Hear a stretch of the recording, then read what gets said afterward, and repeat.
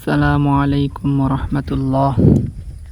সুপ্রিয় দর্শক, যে যেখান থেকে আমার এই ভিডিওটি দেখতেছেন, সবাই চ্যানেলটি সাবস্ক্রাইব করে লাইক দিয়ে শেয়ার করে দিবেন। এই দেখতে পাচ্ছেন প্রচুর পরিমাণ গরু এই খোলা মাঠে। সারাদিন এই দুই রাখাল ভাই তারা মাঠের মধ্যে ঘাস খাওয়ানোর পর এখন তারা বাড়ির দিকে রওনা দিয়েছে। এই দেখতে পাচ্ছেন বকনা, ষাঁড়, ছোট ছোট বাছুরও রয়েছে।